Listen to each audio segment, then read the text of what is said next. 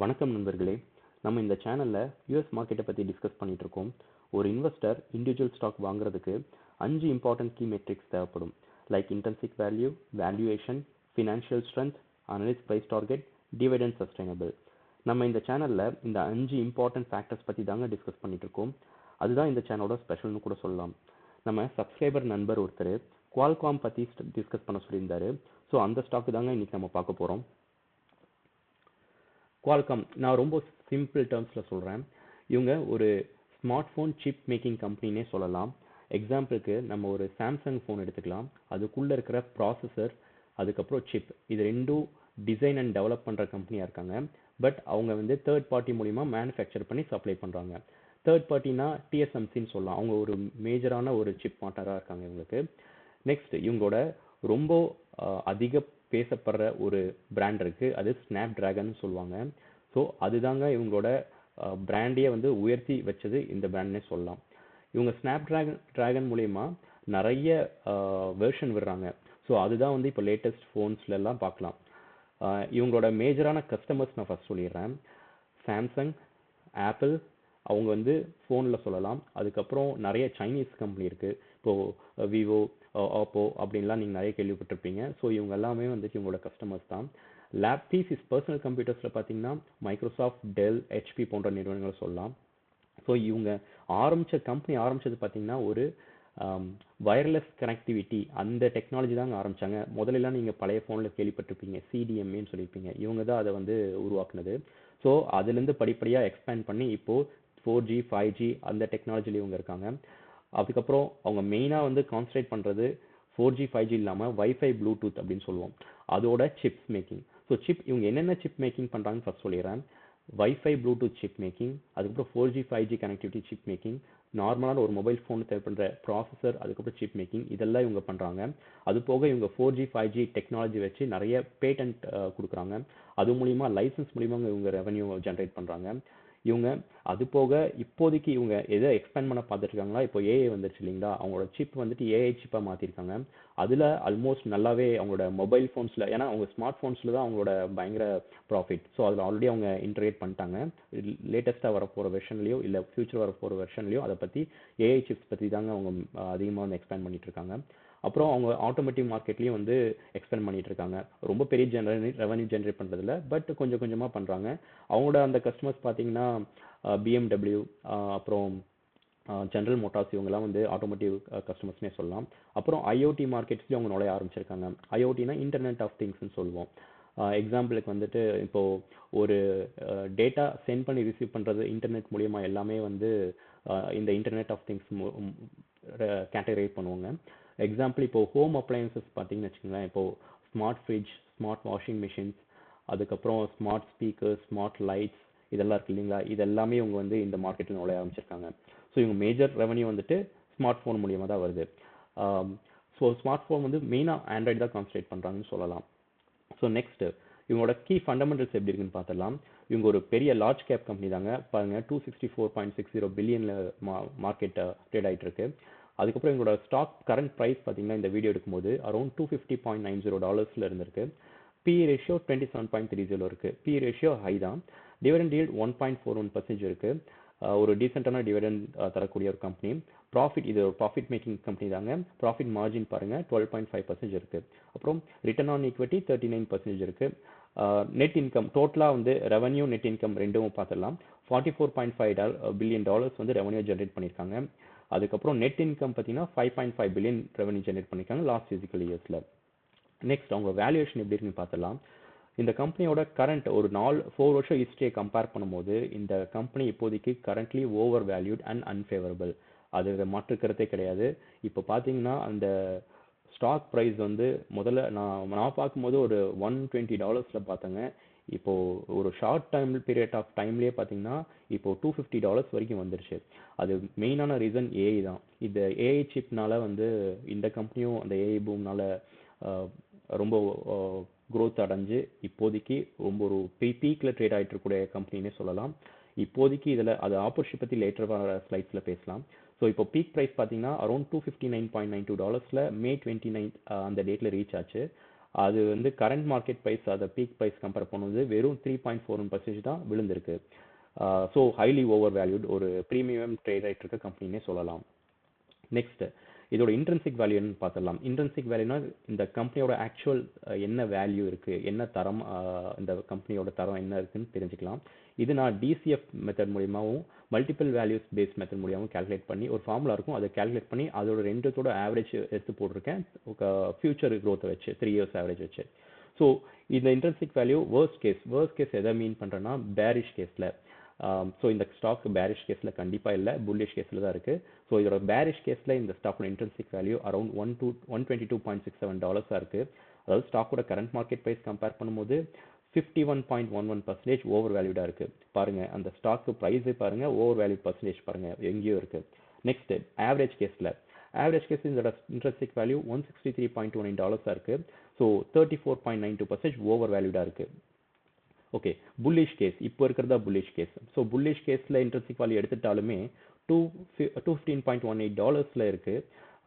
Still இது வந்து 14.24% over வேல்யூடாக இருக்குது. எந்த ஒரு intrinsic value worst case, average case, best case, அதாவது புல்லிஷ் கேஸ் எடுத்தாலும் சரி, ஒரு ஆவரேஜாக ஸ்டாக் ட்ரேட் பண்ணக்கூடிய இடத்துல பார்த்தாலும் சரி, இல்லை இது புல்லிஷ் ட்ரெண்டில் இருந்தாலும் சரி, எல்லாமே ஓவர் வேல்யூடில் தான் காட்டுது. அவ்வளோதான் இந்த ஸ்டாக்கோட மதிப்பு. நெக்ஸ்ட் இதோட டிவிடெண்ட் பார்த்துடலாம்.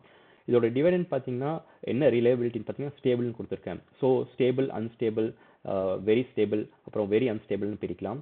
இப்போது இவங்க கேஷ் ஃப்ளோ இவங்ககிட்ட இருக்கிறதுனால கண்டிப்பாக இவங்க டிவிடெண்ட் தரதை நிறுத்த மாட்டாங்க, அதனால ஸ்டேபிள் கேட்டகரி வருது. டிவிடெண்ட் நிறுத்த மாட்டாங்க, அதே மாதிரி டிவிடெண்ட் குறைக்கிறதுக்கும் சான்ஸ் கம்மி தான்.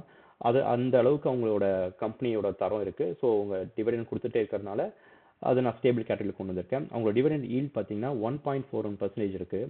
லாஸ்ட்டாக இவங்க எப்போ டிவிடெண்ட் பே பண்ணியிருக்காங்க பார்த்தீங்கன்னா March 5th 2026 பே பண்ணியிருக்காங்க. அரௌண்ட் $0.89 வரைக்கும் பே பண்ணியிருக்காங்க. இவங்களோட டிவிடெண்ட் பார்த்தீங்கன்னா குவார்டர்லி தான், வருஷத்துக்கு 4 தடவை கொடுப்பாங்க. பைபேக் ஈல்டு 2.52% இருக்குது, ரொம்ப டீசென்ட்டுங்க. ஏன்னா இப்போ பைபேக் ஆல்ரெடி நடந்திருக்கு இந்த ஸ்டாக்ல. கடந்த லாஸ்ட் மார்ச் 2026 பைபேக் பண்ணாங்க. அது ஒரு நல்ல ஒரு positive sign. But already buyback முடிஞ்சிருச்சு, இதுக்கப்புறம் பைபேக் அனௌன்ஸ் பண்ணலை.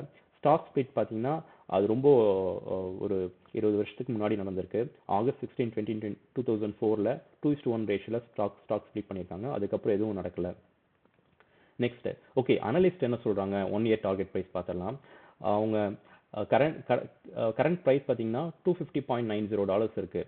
ஸோ இது எவ்வளோக்குள்ளே டவுன் பீச்னா எவ்வளோக்குள்ளே கீழே போகும் இந்த ஸ்டாக்கு அப்படின்னு சொல்கிறாங்க. அதாவது பேரிஷ் கேஸில் இருந்துச்சுன்னா ஸோ அரௌண்ட் $112.905 வரைக்கும் கீழே போகும்னு சொல்கிறாங்க. அதாவது கரண்ட் ஸ்டாக் ப்ரைஸ் கம்பேர் பண்ணும்போது 55% டவுன் சைடு பொட்டன்ஷியல் இருக்குது அப்படின்னு சொல்கிறாங்க. இதே ஆவரேஜ் கேஸில் $190 வரைக்கும் இது ட்ரேட் ஆகிட்டுருக்குன்னு சொல்கிறாங்க.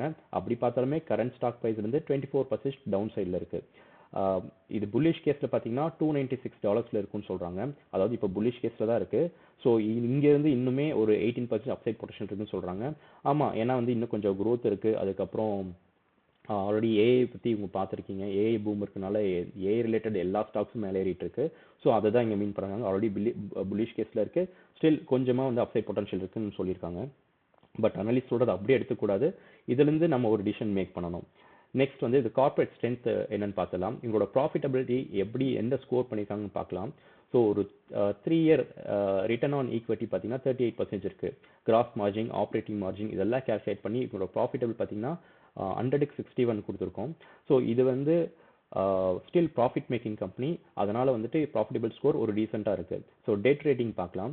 ஷார்ட் டேர்ம், லாங் டேர்ம், அப்புறம் கேஷ் ஃப்ளோ இதெல்லாம் வச்சு உங்களோட டெட் பார்த்தீங்கன்னா ஸ்கோர் பார்த்தீங்கன்னா 72 இருக்குது 100க்கு.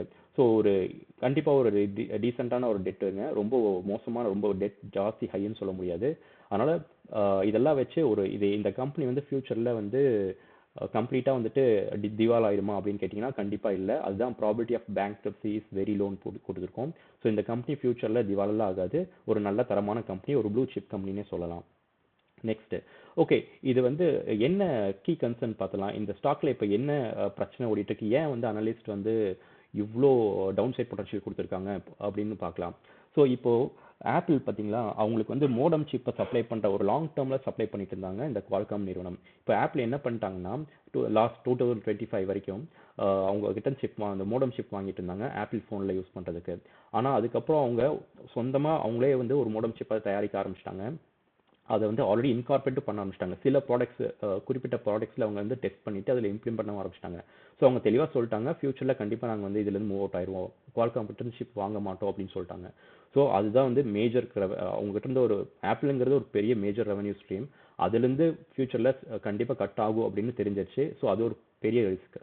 நெக்ஸ்ட் வந்து இப்போ ஸ்மார்ட் ஃபோன் சேல்ஸ் வந்து ரொம்ப வீக்கன் ஆகிட்டு இருக்கு எல்லா இடத்துலையும். ஏன்னு பார்த்தீங்கன்னா, ஆல்ரெடி எக்கனாமி ரொம்ப மோசமாக இருக்குது நிறைய நாட்டில். அப்போ டேரிஃப் அது இதுன்னு வந்துச்சு. அதுக்கப்புறம் இன்ஃப்ளேஷன் ரொம்ப ஜாஸ்தி ஆகிட்டு இருக்கு, அதிகமாகிட்டே இருக்குது. இங்கே நம்ம அரௌண்ட் த வேர்ல்டு எடுத்துனாமல் எல்லா இடத்துலையும் இன்ஃப்ளேஷன் அதிகமாகி போயிட்டு தான் இருக்குது. இதெல்லாம் வந்து ஒரு பெரிய ரிஸ்க்காக இருக்குது. ஏன்னா இவங்க இருக்கிறதே ஸ்மார்ட் ஃபோன்ஸில் தான். அதில் வந்து சேல்ஸ் வீக்கன் ஆச்சுன்னா இந்த ஸ்டாக்கு அப்படியே 30-40 ஈவன் 50-60% கூட கீழே போகும். ஏன்னா அப்போ ரெவன்யூ வந்துட்டு அனலிஸ்ட் எஸ்டிமேட்டை பீட் பண்ணலைன்னா உடனே இந்த ஸ்டாக்கை அப்படியே போட்டு இறக்கிடுவாங்க அடுத்த குவார்டர்லி ரிசல்ட்ஸில். அப்புறம் அது போக மேஜர் காம்படிஷன் பார்த்தீங்கன்னா இவங்களுக்கு மீடியா டெக் அப்படின்னு சொல்கிறாங்க. ஸோ இவங்க ஒருத்தர் தாங்க இவங்களுக்கு டஃப் காம்படிஷன் கொடுக்குறது ஸ்மார்ட் ஃபோன் ப்ராசஸரில். ஏன்னா வேறு யாருமே அந்த ஸ்மார்ட் ஃபோன் ப்ராசஸரில் இல்லை. இவங்க வந்து ரொம்ப டிகேட் முன்னாடியே வந்து இன்வெஸ்ட் பண்ணி இதில் வந்து மேலே வந்துட்டாங்க. ஸோ டஃப் காம்படிஷன் கொடுக்கக்கூடிய மொபைல் ஃபோன் ப்ராசஸரில் பார்த்தீங்கன்னா அது மீடியா டெக்காக இருக்குது. அதுக்கப்புறம் இவங்க இன்னும் பிசிக்கு பர்சனல் கம்ப்யூட்டர்ஸ்க்கு நான் ஏஐ சிப் ப்ரொடியூஸ் பண்ண ஸ்டார்ட் பண்ணிக்கான்னு சொன்னேன் இல்லைங்களா. ஸோ அது வந்து ஆல்ரெடி NVIDIA, இன்டெல், AMD போன்ற நிறுவனங்கள்லாம் அதெல்லாம் வந்து பயங்கர பெரிய ரொம்ப க்ரோத் இருக்குது, அதில் நிலச்சிருக்காங்க. பட் இப்போ குவால்காம் புதுசாக தான் என்ட்ரு ஆக போகிறாங்க. அதனால் அவ்வளோ சீக்கிரம் அந்த மார்க்கெட்டில் பிடிக்க முடியாது. ஸோ இன்வெஸ்டர்ஸ்க்கு ஸ்டில் வந்துட்டு அதில் மேலே நம்பிக்கை இல்லை. அப்புறம் இவங்களோட சைனா எக்ஸ்போஷர் பார்த்தீங்கன்னு வச்சுங்களேன், சைனீஸில் நிறைய ஃபோன்ஸ் இவங்க இருக்குது. பட் அங்கேயும் சேல்ஸ் வீக்கனாக இருக்குது, நிறைய காப்பி மாடல்ஸ் இருக்குது. ஸோ அதனால் வந்து இதெல்லாம் ஒரு பெரிய கன்சர்னாக அவங்களுக்கு அமைஞ்சிருக்கு. இதனால தான் அவங்க வந்து இன்வெஸ்டர்ஸ்க்கு ரொம்ப இந்த ஸ்டாக் மேலே நம்பிக்கை இல்லை, ஃபியூச்சரில் இன்னும் நிறைய க்ரோத் கொடுக்கும் அப்படின்னு நம்பிக்கை இல்லை. க்ரோத் கொடுக்கிற இடத்த வந்து ஆல்ரெடி வந்து நிரப்ப பார்த்துருக்காங்க. ஏன்னா ஆப்பிள் மோடம் இல்லைன்னா அவங்க வேறு எந்த செக்மெண்ட்டில் அவங்க எக்ஸ்பேண்ட் பண்ண பார்க்கலாங்கன்னா, நான் சொன்னேன் ஆட்டோமோட்டிவ் அப்புறம் இன்டர்நெட் ஆஃப் திங்ஸ், இந்த ஸ்மார்ட் ஃபோன்ஸ்ல எல்லாம் வந்து அவங்க எக்ஸ்பேண்ட் பண்ண பார்த்துட்ருக்காங்க. நெக்ஸ்ட்டு ஓகே, இது போட்ட பாசிட்டிவ்ஸ் பற்றி கொஞ்சம் பேசலாம். இதில் ஆப்பர்ச்சுனிட்டி இருக்கா இல்லைன்னு நான் சொல்கிறேன். ஸோ இவங்க பாசிட்டிவ் வந்து பார்த்தீங்கன்னா இதுதாங்க, ஸ்மார்ட் ஃபோன் தாங்க. இதில் வந்து இவங்க ஒரு லீடர்னே சொல்லலாம். இவங்களோட டெக்னாலஜி எல்லாமே லைசன்ஸ் எக்ஸ்பைரி ஆனனாலும் இவங்க திரும்பி வந்து ரினியூ பண்ணிவிட்டு அதெல்லாம் ரெவன்யூ ஜென்ரேட் பண்ணுறாங்க. அதுக்கப்புறம் அது போக இப்போ ஆப்பிள் மோடம் அவங்களோட சிப் அவங்க எலிமினேட் பண்ணாலுமே இவங்க ஃபர்தராக AI PCs, automotive, internet of things இதிலெல்லாம் வந்து எக்ஸ்பேண்ட் பண்ண பார்த்துருக்காங்க. பட் பெருசாக வந்து இன்னும் எக்ஸ்பேண்ட் பண்ணலை. பட் அது ஒரு பாசிட்டிவ் க்ரோத் தான். ஃபியூச்சருக்கு பாசிட்டிவ் அதில் க்ரோத் இருக்குன்னு சொல்கிறாங்க. இன்வெஸ்டர்ஸ்க்கு இன்னும் நம்பிக்கை வரல. பட் இந்த ஸ்டாக் பொறுத்தவரைக்கும் இது ஒரு பாசிட்டிவ் நியூஸ். நெக்ஸ்ட் வந்து லைசன்சிங் வந்து அவங்களோட அது ஒரு மேஜர் ரெவன்யூ பிஸ்னஸ்னே சொல்லலாம். இவங்க உருவாக்கின டெக்னாலஜி இவங்க அடிச்சுக்கிறதுக்கு ஆள் இல்லை அப்படின்னு சொல்லலாம், தான் லீடராக இருக்காங்க. நெக்ஸ்ட் ஏஐ டிவைஸில் அவங்களுக்கு கொஞ்சம் க்ரோத் காட்ட ஆரம்பிச்சிருக்காங்க. இன்னும் ஃபுல்லாக இல்லை, பட் ஆரம்பிச்சிருக்காங்க. இன்வெஸ்டர்ஸ்க்கு நம்பிக்கை வரல. நெக்ஸ்ட் ஸ்மார்ட் ஃபோன்ஸ் தவிர்த்து நான் சொன்ன மாதிரி இப்போது செல்ஃப் ட்ரைவிங் ஃபியூச்சரில் ஏஐ சிப்ஸ் பண்ணுறது, அதுக்கப்புறம் தானாக வந்து ஆட்டோமோட்டிவ் ஸ்டாப் சொல்லுவாங்க, சேசிஸில் இருக்கிறது. ஸோ அதுவும் இவங்க எக்ஸ்பேண்ட் பண்ண பார்த்துட்ருக்காங்க. நெக்ஸ்ட் இன்ஃபோடெயின்மெண்ட்னு சொல்லுவோம் ஆட்டோமோட்டிவில். அங்கேயும் உங்களோட ஏஐ சிப்ஸ் வந்துட்டு தயாரிக்கிறதுக்கு ஆல்ரெடி தயாரிச்சிட்டாங்க. பட் அது ரொம்ப ஃபேமஸ் ஆகலை. இதெல்லாம் வந்து ஒரு பொட்டன்ஷியல் பாசிட்டிவ்னு சொல்லலாம். அது போக சரி, ஓகே, இதில் ஆப்பர்ச்சுனிட்டி இருக்கா இல்லையா அப்படின்னு நான் சொல்கிறேன். இப்போ நீங்கள் பார்த்தீங்கன்னா ஆல்ரெடி இந்த ஸ்டாக் பயங்கர ஓவர் வேல்யூட் அண்ட் ப்ரீமியமில் ட்ரேட் ஆகிட்டு இருக்கு. இந்த இடத்துக்கு நீங்களே ஈஸியாக தெரியுது இந்த இடத்துக்கு எவ்வளோ ஹை ரிஸ்க் இருக்குது இந்த ஸ்டாக்ல இன்வெஸ்ட் பண்ணுறது அப்படின்றது.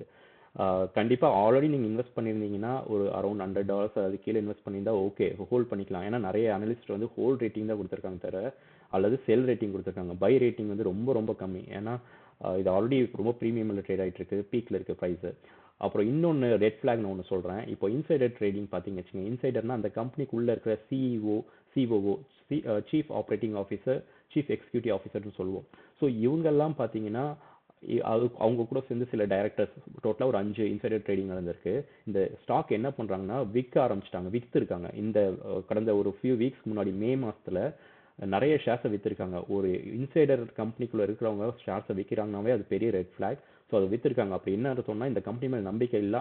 நான் எப்படி பார்க்குறேன்னா, கம்பெனியில் நம்பிக்கை இல்லாமல் இல்லை, ஆல்ரெடி ஸ்டாக் ரொம்ப ப்ரீமியமில் ஹையில் ட்ரேட் ஆகிட்டு இருக்கிறதுனால அதை வந்து ப்ராஃபிட் புக் பண்ணியிருக்காங்கன்னு தான் நான் நினைக்கிறேன். ஸோ ஸ்டில் அவங்க என்ன நினைக்கிறாங்கன்னா, இந்த ஆப்பர்ச்சுனிட்டி திரும்பி வருமா வராதான்னு தெரியாது, கீழே போகிறதுக்கு சான்ஸ் இருக்குன்னு தான் வந்து அர்த்தம் அப்படின்றது என்னோட புரிதலாக இருக்குது. இவ்வளோதாங்க. உங்களுக்கு இந்த ஸ்டாக் மேலே உங்களுக்கு நீங்கள் என்ன பண்ணுவீங்கன்னு கமெண்ட் செக்ஷனில் கமெண்ட் பண்ணுங்கள். என்னோட எஃபர்ட்டை நீங்கள் அப்ரிஷியேட் பண்ணணும்னு நினச்சிங்கன்னா இந்த வீடியோக்கு ஒரு லைக் பண்ணுங்கள். இந்த கண்டென்ட் யூஸ்ஃபுல்லாக இருக்குன்னு நினச்சிங்கன்னா இந்த சேனலை இன்வெஸ்ட்மெண்ட் பில்லியன்ஸ் தமிழ் சேனலை மறக்காமல் சப்ஸ்கிரைப் பண்ணுங்க. உங்கள் ஃப்ரெண்ட்ஸ்க்கு இதை பற்றி சொல்லுங்கள். இன்னொரு வீடியோவில் நம்ம சந்திக்கலாம் நண்பர்களே. நன்றி.